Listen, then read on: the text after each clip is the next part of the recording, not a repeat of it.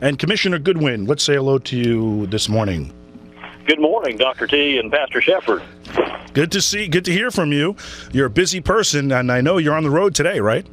Yes, sir. I'm actually in Forsyth County in Winston-Salem. I would certainly would much prefer being with y'all live in person, but I'm on the road quite a bit these days, meeting with citizens across the state about what their insurance commissioner does and what the Department of Insurance does in particular to protect consumers. I've served as the president of the North Carolina Chiropractic Association. I've served on the board for 14 years, and we've had the pleasure of discussing this issue.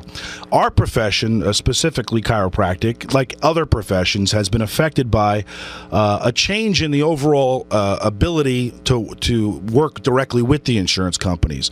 And I know that's something that's affecting all the states and the commissioners throughout many of the states, and that's managed care. In other words, this level of a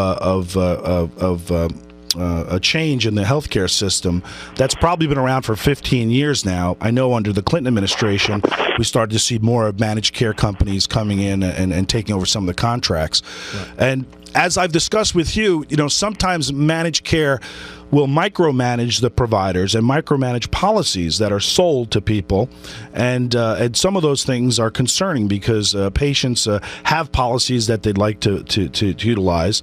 And in the past, before managed care, they billed directly to the insurance company.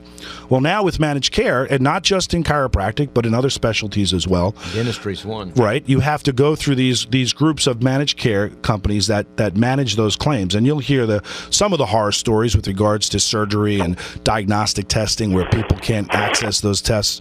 And does that concern you? I mean, that issue, I'm sure that this is not a new issue. We've heard this throughout the country with regards to patients that get so frustrated because they can't access their doctor, they can't access that diagnostic study or that surgery. And I know in my own profession it becomes problematic for patients because they can't get, at times, they can't get the services that they're paying for because the managed care company is micromanaging that policy for that company. What are your thoughts on that and your concerns about managed care in North Carolina?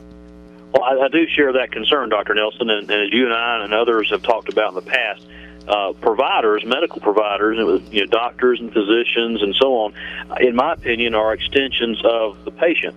And, each patient is different, just like we discussed a moment ago, how each state is different and should be allowed to, do what's best within each respective state's borders. Each patient is different, and, for a managed care company, and in my opinion, if they decide without any basis whatsoever to say, well, you can only have this type of care X number of times, that's not fair to the patient because, some patients heal faster, some patients respond, in fact, every patient responds differently to different types of care. So I do have about it, and I'm certainly trying to find ways to strike a balance on behalf of the patient and the provider, while also making sure that we help contain costs. And I think that was the reason why managed care in part was established, was cost containment. But there are times whenever it goes overboard to the patient's detriment. To the point where patients can't access care.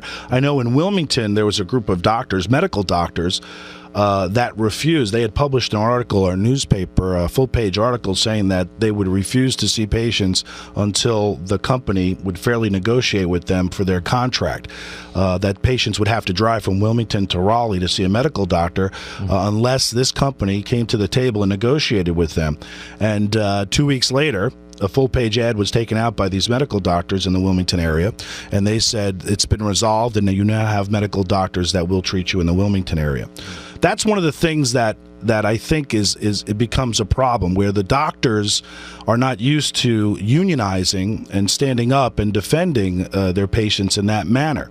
And I thought it was interesting with these medical doctors that said, look, we will not be managed to this extent, and we will not work for peanuts. You will have to pay us a fair wage, and we will have to have some reasonable access based on medical necessity to see our patients. We are not going to be told that you're going to dictate to us what patients can and cannot have treatment and care and testing without you knowing the medical necessity. And I really commend those medical doctors in Wilmington. So often doctors aren't able to unionize because of antitrust law, which affects us, and we can't be advocates for picketing or boycotting because of our patients and our Hippocratic oath to our patient. That's one of the things that concerns me as the former president of the North Carolina Chiropractic Association. I'm very concerned for my patients in chiropractic.